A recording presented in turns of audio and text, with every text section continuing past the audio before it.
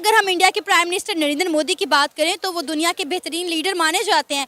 पूरी दुनिया उन्हें बड़ी रिस्पेक्ट करती है, उनका बड़ा रिगार्ड करती है। वो जहाँ भी इंटरनेशनल मीटिंग या इवेंट पे जाते हैं, दूसरे मुल्कों के प्रेसिडेंट और प्राइम मिनिस्टर उन्हें आके खुद मिलते हैं। अब बेसिकली इसमें नरेंद्र मोदी का नेशनलिज्म है, उनके जो सेक्रेटरीज हैं जो स्टेट को चला रहे होते हैं, बैकडोर डिप्लोमेसी जो है बेसिकली उसका ज़्यादा रोल होता है। तो ये जो आपके वहाँ पे आपके डिप्लोमेट्स होते हैं उनका रोल होता है बेसिकली आपकी इज्जत करवाना। तो नरेंद्र मोदी डेफिनेटली वो एक अच्छा लीडर होगा अपने कंट्री के लिए और उनके लिए नो डाउट वो करता भी। क्या बात है सर, क्या बात है सर, क्या बात, ये बात है। हमने इंडियंस को Google, Microsoft, Adobe, Nokia, Twitter हर जगह पर सीईओज की सूरत में देखा है। लेकिन अब एक ये नया ट्रेंड चलता हुआ दिखाई दे रहा है। कभी यूके के प्राइम मिनिस्टर ऋषि सुनक बन रहे हैं, कभी यहाँ पर यूएस के प्रेसिडेंट की रेस में इंडियन ओरिजिन है। ये माजरा क्या है? मेरे ख्याल में India wants to lead the world I guess, और वो गेस करने वाली तो बात ही नहीं है, अंदाजे लगाने वाली बात ही नहीं है। They are actually doing it. क्या बात, क्या बात, क्या बात। आप खुद देख सकते हैं कि अगर हम लोग किसी भी सेक्टर की बात कर ले या किसी भी फील्ड की बात कर ले तो Indians are leading, Indians are ruling the world.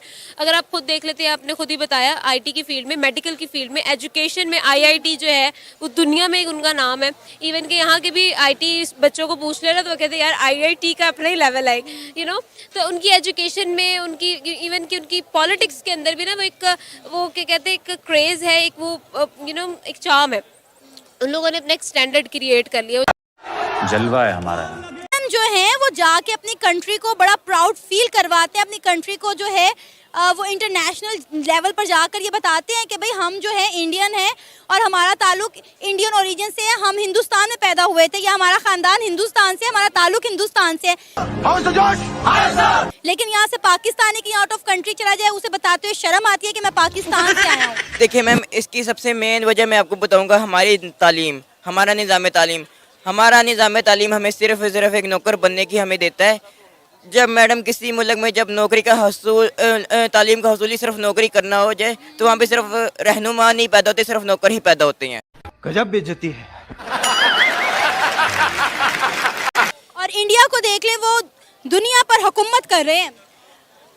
Yes ma'am, बिल्कुल ऐसे ही है मैम। वहाँ पे मसला सारा है कि वहाँ पे स्टूडेंट्स को एक कॉन्फिडेंट किया जाता है, उनको हर तरीके से उनको गाइड किया जाता है। इसकी वजह से मैडम और हमारे ज़हन में यही बात डाली जाती है कि अगर नौकरी अच्छी मिलेगी तो फिर ही छोकरी अच्छी मिलेगी।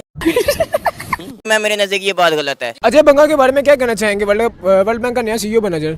यार ये मुझे न्यूज़ सुन के इतनी शॉकिंग तो नहीं लगा। लाइक मुझे पहले भी पता लगा यूट्यूब पर हम भी काम करते हैं तो यूट्यूब का सीईओ भी इंडियन बन गया है। पराग अग्रवाल ट्विटर का था। इस तरह बहुत सारी आप चैनल देख लें, दुनिया की जितनी भी बड़ी ब्रांड्स हैं, आपको उनके सीईओज, उनके ओनर्स इंडियंस ही नज़र आएंगे। क्यों? उनके पास ऐसे बंदे हैं, उनकी एजुकेशन ऐसी है, उनके पास ऐसे लीडर्स मौजूद हैं। लाइक अगर देखें ना, उनके एक स्कूल के अंदर, कॉलेज के अंदर से बच्चे निकलते हैं, उन बच्चों के अंदर 10-12 तो आपको ऐसे स्टूडेंट्स मिलते हैं जो कि दुनिया में कहीं ना कहीं बड़ी ब्रांड में जाके लगते हैं, सीईओ से लग जाते हैं। अगर हम वर्ल्ड बैंक की बात करें तो वर्ल्ड बैंक का सीईओ इंडियन बन गया है। तो लम्हा फिक्रिया हम मुसलमानों के लिए, हम पाकिस्तानियों के लिए, लाइक हम पाकिस्तानियों के लिए इसलिए मसला है क्योंकि हम तो कर्जा लेते ही रहते हैं। साल में 10 चक्कर हमारे वहाँ के लगते हैं। अब हम किसी इंडियन के आगे जाके रिक्वेस्ट करेंगे यार कि हमें कर्जा दो, तो that would be a little shameful moment for us. हमारे हुक्मरानों तो पहले ही हमें बेकारी बना दिया हुआ है। गजब बेइज्जती है। यार हमारा तो प्राइम मिनिस्टर तो पहले ही कह चुका हुआ है कि बेगर्स कैन बी चूजर्स, हमें वो बेगर बना चुका हुआ है। तो वो जाके मांग भी लेगा तो कोई बड़ी बात नहीं है, क्योंकि हम तो पाकिस्तानी पहले ही पूरी दुनिया में लाइक एक मुसलमान कंट्री होने के बावजूद हम एक बेगर कंट्री माने जाते हैं। दुनिया में क्या इज्जत बची है? आप देख लें, यूके का भी प्राइम मिनिस्टर अभी इंडियन ही है, वो इंडिया को बहुत फ़ायदा दे रहा है। अब जो वर्ल्ड बैंक का सीईओ लगा है वो भी इंडिया को फ़ायदा देगा। इंडिया के ऊपर बिजनेस और लेके आएगा, कम इन्वेस्टर्स वहाँ पे आएंगे इन्वेस्टर्स के लिए, क्योंकि कभी भी कोई मुल्क अपनी जेब से पैसा निकाल के अपने मुल्क पे इन्वेस्ट नहीं करता।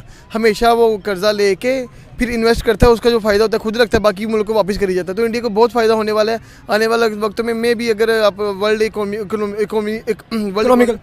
इकोनॉमी चेक करें तो 2030 तक दुनिया की सेकंड बिगेस्ट, एशिया की सेकंड नंबर पे इकोनॉमी इंडिया की आ जाएगी। 2050 तक होप्स हो कि इंडिया टॉप पे आ जाए वर्ल्ड बिगेस्ट इकोनॉमी। तो ये वेल डन इंडिया, जिस तरीके से वो अपने मुल्क में जा रहे हैं। बस हवा निकल।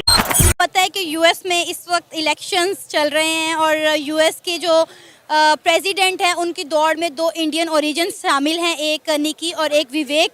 क्या कहेंगे आप इस हवाले से? क्या कोई चांसेस हैं इनके कि यूएस का प्रेसिडेंट इनमें से कोई एक बन जाए? देखिए मैडम मैं ये समझता हूँ कि अगर उनकी पॉलिटिक्स में अगर अच्छी परफॉर्मेंस है, अगर वो समझ सकते हैं कि वो पूरे यूएस को लेके चल सकते हैं, तो फिर लाजमी सी बात है कि उनको भी फिर चांस दिया जाएगा। क्योंकि मैम देखिए, आपके अंदर किसी भी मुल्क को चलाने के लिए आपके अंदर पूरी की पूरी लीडरशिप क्वालिटीज़ होनी चाहिए, जो बदकिस्मती से किसी भी पाकिस्तान के हुक्मरान के अंदर नहीं है। अच्छा, पहले हम सुनते थे कि गूगल, माइक्रोसॉफ्ट, अडोप, नोकिया या किसी मल्टीनेशनल कंपनी का जो सीईओ है वो इंडियन है, लेकिन कभी अब खबर आती है कि कभी यूके के प्राइम मिनिस्टर ऋषि सनक बन गए, अब फलां कंट्री के जो इलेक्शन है उनमें इंडियन ओरिजिन खड़ा हुआ है। ये क्या माजरा चल रहा है? क्या इंडियन पूरी दुनिया पर राज करने लग गए हैं? देखिए मैडम, मैं ये समझ सकता हूँ कि बिज़नेस के अगर हम लोग पॉइंट ऑफ व्यू से अगर हम बात करें ना, तो किसी भी मुल्क के आगे जाने के लिए यही काफ़ी है कि वो मुल्क बिज़नेस की वजह से बहुत अमीर है। पाकिस्तान की बदकिस्मती ये रही है कि पाकिस्तान के किसी भी हुक्मरान ने अभी तक बिज़नेस डेवलपमेंट के लिए उस हिसाब से काम नहीं किया जिस हिसाब से होना चाहिए था। इंडियंस की अगर हम लोग बात करें तो बिज़नेस की फील्ड में बहुत ज़्यादा आगे, जिसकी वजह से वो लोग बहुत जा रहे हैं। अब यहीं से अंदाज़ा लगा लें कि एक तरफ इंडिया के पास $573 बिलियन पड़े, जबकि वही पाकिस्तान के पास $3.7 बिलियन है।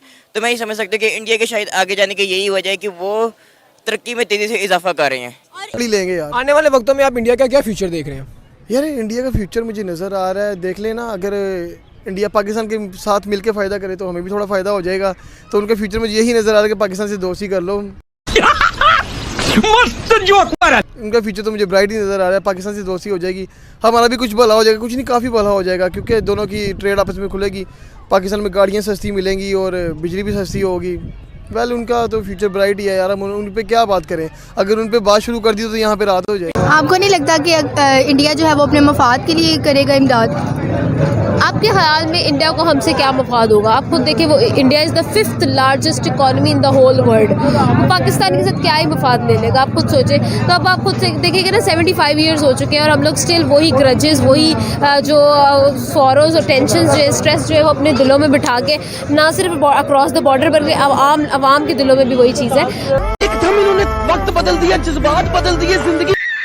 तो हम लोग इस चीज़ से हम लोगों को आगे बढ़ना चाहिए और एक पीस मैसेज देना चाहिए। और मेरे ख्याल में अब पास्ट के अंदर रहेंगे तो फिर फ्यूचर का तो बिल्कुल नहीं सोच सकेंगे।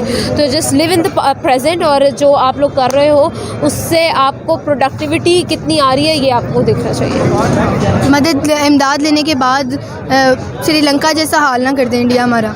आपको क्या लगता है कि अगर हम IMF से इमदाद दे रहे हैं तो वो हम लोगों को पैरालाइज नहीं कर रहे हैं? उन लोगों ने महंगाई आप देख लें, इन्फ्लेशन रेट देख लें, वो लोग जो कहते हैं हमें मानना पड़ता है। हमारे हुक्मरान खुद कहते हैं कि हमारे पास कोई और चारा नहीं है, हम लोग अगर अपनी इकॉनमी को हमने सस्टेन करना है तो IMF से कर्जा लेना पड़ेगा। और IMF से कर्जा लेने का अल्टीमेटली मतलब ये है कि भाई अपनी इंडिपेंडेंस को खो दो, उनके हाथ में पकड़ा दो कि ये लो भाई चाबी पकड़ो, मुल्क चलाओ। चाइना को हमसे ये पर्सनल इंटरेस्ट है कि उनका अपना कोई साहिल नहीं है, वो हमारे रास्ते के थ्रू जो है ट्रेड कर सकते हैं। इसी तरह से अगर बाकी कंट्रीज़ की बात करें तो हर कोई अपने इंटरेस्ट के साथ ही करता है। तो इसीलिए डेफिनेट बात है कि अगर कोई भी कंट्री किसी की हेल्प करेगा तो वो अपने इंटरेस्ट को भी देखेगा। आगे स्वाद कुछ भी